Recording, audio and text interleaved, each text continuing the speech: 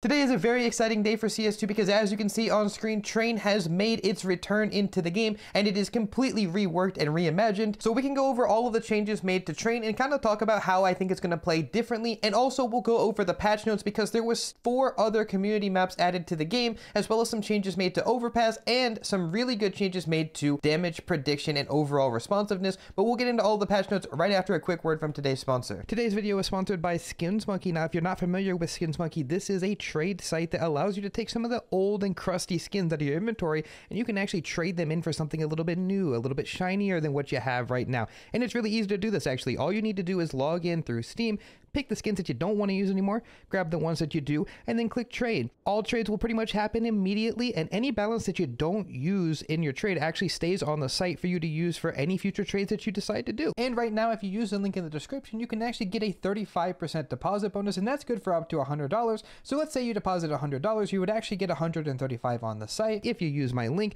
So make sure you check out SkinsMonkey, and let's hop right back into the video. So let's start going over the patch notes by talking about the introduction of Train into the game. Now, it is not added into the map pool, which might make a couple of people upset to hear, but of course it doesn't make any sense given that the RMRs for the major are currently ongoing, so it's not a good time to add it. But I think just by giving it the eye test so far, Train looks extremely good. I like a lot of the changes that they've made. I've been showing them a little bit here, but I'm a really big fan of the changes made to Ivy. I think that this is fantastic. It actually gives a reason to want to take this area of the map. I also really like the changes made to Pop Dog. I think it's very clean. There's no more ladder drop fight. I think it's just overall a step in the right direction for Train. But with that being said, you can go queue this right now in competitive, in casual, in deathmatch.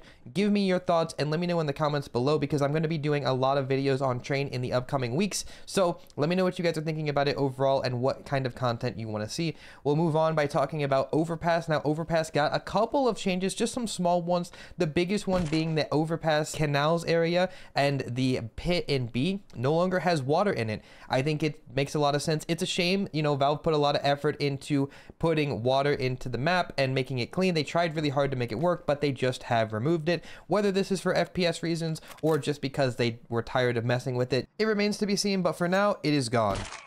There was also a couple of other small changes made. This gate in heaven is now open, as well as this door. I don't really know what you want to call this actually. This door on the back of Dice is also open, which kind of makes some new lines. They removed the fence in party, and there's a couple of other small changes, but those are the biggest ones. Overpass may be getting re-added in the future, but I think they're just kind of making some quality of life changes for the people who want to continue playing it. Moving on in the patch notes, there were some small changes made to Ancient Italy, Mirage, and Shoots, but just kind of glazing over the maps, I couldn't find anything of note, so we will skip this one and talk about the exciting changes, which are the damage prediction changes. Now, I'm going to explain this the best way that I understand it. Basically, the game is doing a client-side prediction of where your bullets are going. So if you enable the settings, it will predict if you get a kill on your computer before the server, and it will show it to you on your screen before the server tells it yes or no, which basically means that if it works as intended,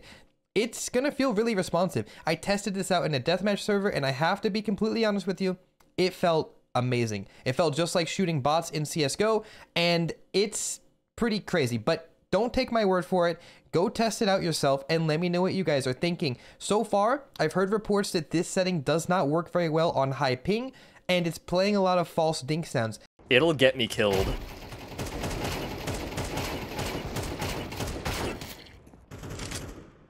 Now, they did mention in the patch notes that it doesn't really work that well on high ping, so that could be the reason for this happening. In my own playtesting, though, I haven't really had any issues, so you'll have to let me know, like I said in the comments below, how it feels for you. But overall, I think this is a really good step in the right direction. Moving on to the animation part of this update, it does say that it updated the third-person animation that plays when a player is blinded by a flashbang. The animation now accurately represents a player's visibility level, and the pose of the player's arm covering their eyes are completely blinded. So I tested this in an offline server just really quickly, and you can see that yes, it does accurately show where they are in their blindness. So just a good change, small change, but a good one. And last but not least, they added another way of practicing in the game, which is map guides. So From what it looks like you can load up a map in map guides, and at least for train right now, you can have a couple of nades that Valve has already made and cooked for us, and we can practice them in this practice mode. And I think that that is pretty cool because it encourages players to learn how to throw grenades,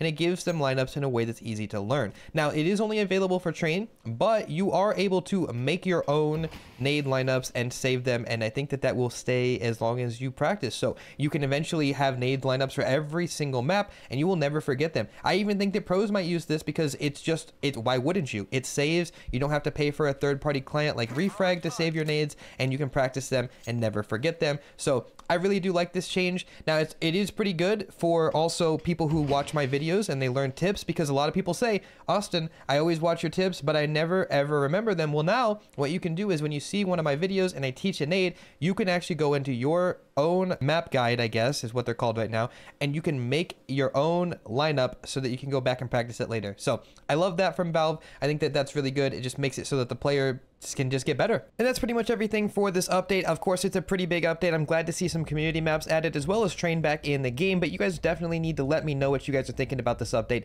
in the comments below. And I guess that's everything for me, so make sure you guys subscribe if you guys want to stay up to date on CS stuff, and I'll see you guys in the next one. And yes, your skins do actually get wet on train, so that's pretty cool.